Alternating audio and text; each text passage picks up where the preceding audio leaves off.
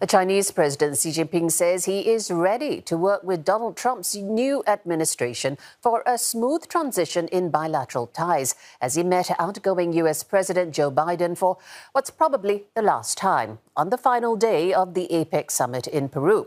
While Mr. Trump's hawkish China stance has not changed from his first term, analysts say President Xi will have to match up to Trump 2.0 against a vastly different domestic economic climate. Deborah Wong reports.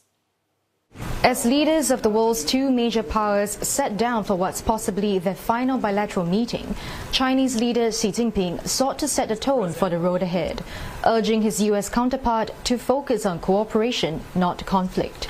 如果两国做伙伴、做朋友，求同存异，彼此成就，中美关系就能得到长足发展。 如果把对方当作对手、敌人，恶性竞争，相互伤害，中美关系就会遭遇波折，甚至倒退。 In what's considered a farewell message, President Biden said under his watch, the two countries have demonstrated that competition could take place without veering into conflict. We are the most important alliance or most important relationship in the entire world. And how we get along together is going to impact the rest of the world. And so, our two countries cannot let any of this competition veer into conflict.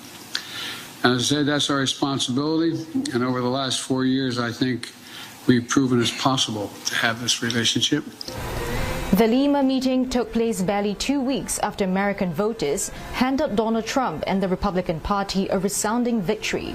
On his campaign trails, Mr. Trump had pledged to come down hard with 60% tariffs on Chinese imports. For President Xi, a rematch with Mr. Trump will take place against a very different domestic economic backdrop. The debt problems are a lot more serious, and also the demographics don't look very good. And moreover, if you think about the PRC economy, how they're going to chart a way forward, it's unclear because they too have a protectionist streak. So in this sense, it would also take away from some of the credibility of Xi's warnings.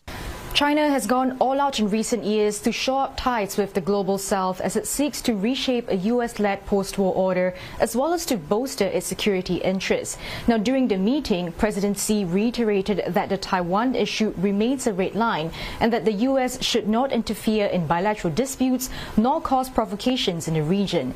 But that could prove tricky under Trump's watch, given that he has chosen Chinese hardliners for key positions in foreign and defense policies. You have people who are quite willing to take a very tough position on the PRC. So people like Rubio, who's slated to be the Secretary of State, right? And then you also have on the other side someone like Elon Musk, who has deep interests, economic and commercial interests in the PRC that would probably like a softer stance. I think it's worth remembering that during his first administration, Trump had similar kinds of differences in views, and he cycled through officials fairly quickly. So that would suggest a certain degree of volatility in terms of U.S. policy.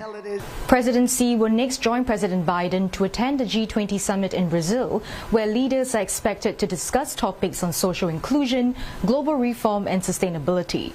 Deborah Wong, CNA, Shenzhen.